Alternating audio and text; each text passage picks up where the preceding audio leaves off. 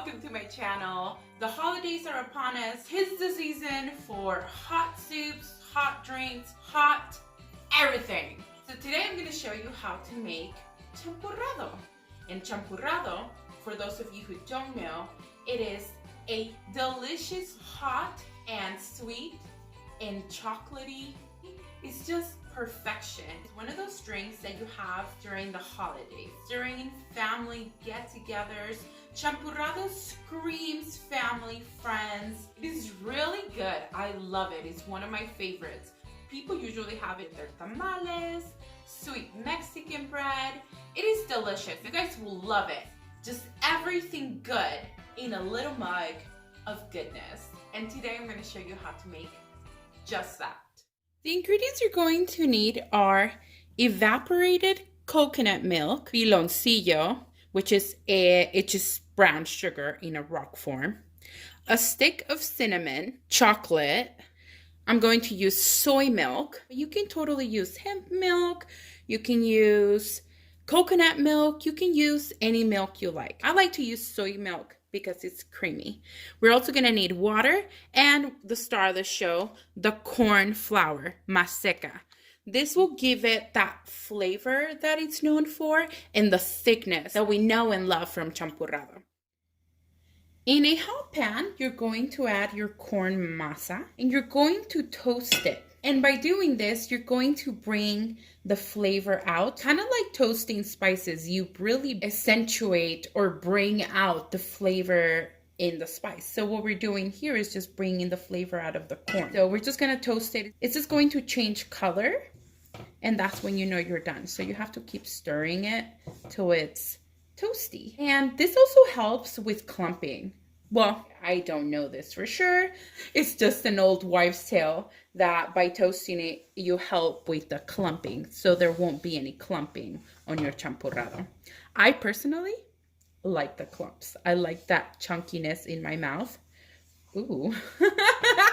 But yes, so that's what they say. Anyway, we're going to toast it. And this is what it looks like now. When it starts turning a little bit brown, I'll show you guys again so you guys can see the difference. So as you guys can see, this masa has changed. This flour has changed from a white or almost whitish color to a beigey, a brown color. So this is the color that you want to get. So I did this on a medium-high heat for about 5 minutes.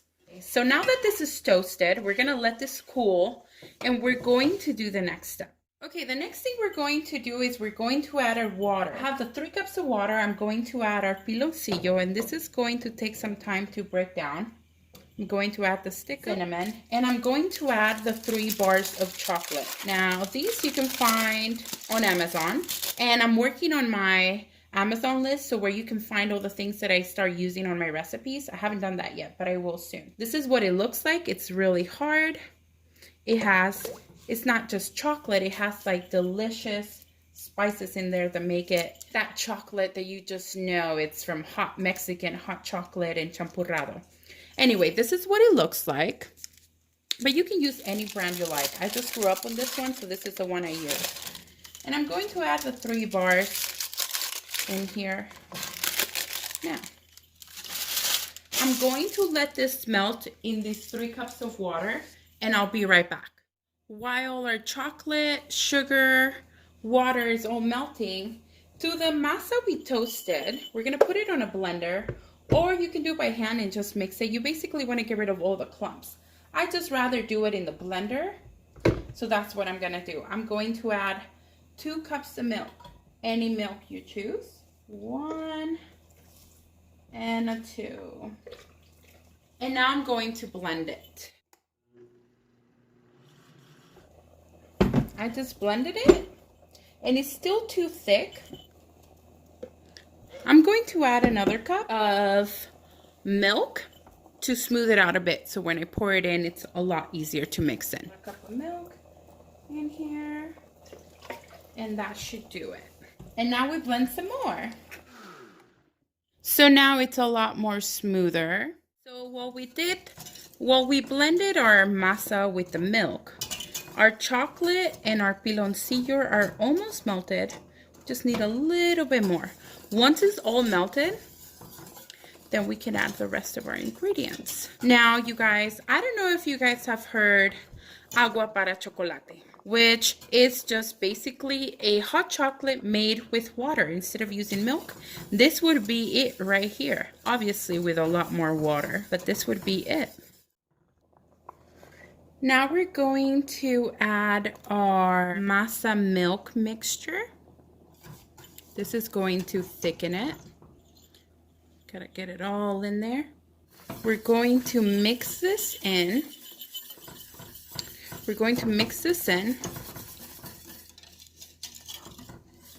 And I'm using my whisk just to break any of the clumps that might be there.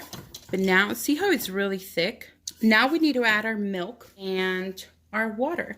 We're going to add our coconut evaporated milk, and it's a can of, I don't know what that says. So we're gonna mix that in.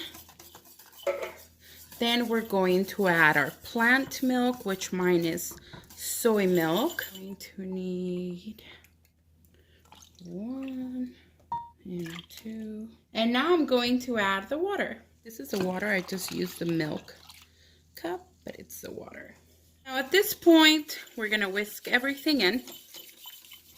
And we are going to wait till the masa cooks. We're gonna wait till the flour cooks. Probably about 20 minutes. Remember that the masa is heavy. The flour tends to be heavy, so it's not gonna be full on rolling boil. It's just gonna be a light simmer. But it's on a medium high. And from here, you're going to adjust how you like it. Once it boils or simmers, once it simmers, you're going to see if you want it thicker. I personally like it a little thicker. I know a lot of people don't like it very thick, but I totally like it thick because the next day I like to eat it cold and it's almost like pudding. Yes, I love it. Anyway, so we're gonna let it simmer, and it's probably gonna be about 20 minutes, but I'll check in with you guys. I will say that you have to be constantly mixing it because you don't want your masa to get stuck on the bottom of the pan and burn. Keep mixing it, not all the way through, but definitely keep checking on it, keep mixing it, trying to make sure nothing's stuck on the sides or on the bottom, and just giving it some love, giving it some sugar. Girl, she's making a mess everywhere. And that, you guys, is optional. You don't have to make the mess I'm making. Okay, so as you guys can see, my champurrado is now simmering. It's bubbling. So it should be ready now. It's nice and thick. And again, but what you want out of it is, so you grab a cup. This is how you know the thickness is right. It stays on the cup like a nice thick layer. You see? So it's not like hot chocolate. It is a lot thicker. So this is now ready, you guys. We're gonna pour our champurrado in the cutest little mug possible. Ooh, yes. I can't help it. She's just messy. Oh, it's so nice and thick. She's thick. Ooh. I wish I had tamales right now. I'm not gonna lie. Now we get to drink it. Look at this. Look at this nice and thick champurrado. Oh my gosh. It's my favorite. It's my favorite. Imagine having this with some tamales or some sweet Mexican bread. It's super hot. I'm scared to drink it.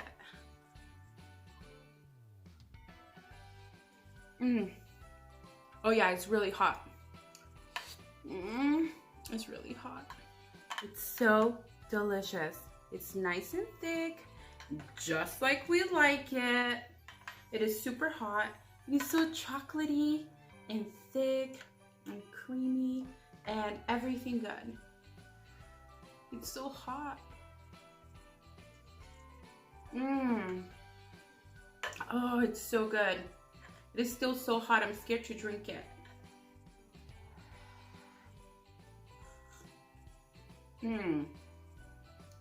You guys. It's so good. I love it. I really, really wish we had some tamales right now. It is so good. It is so delicious. It is so homey. Give it a try this holiday season. And if you're crazy, give it a try in the summer. It's totally cool. It is so good and delicious. You guys are going to love it.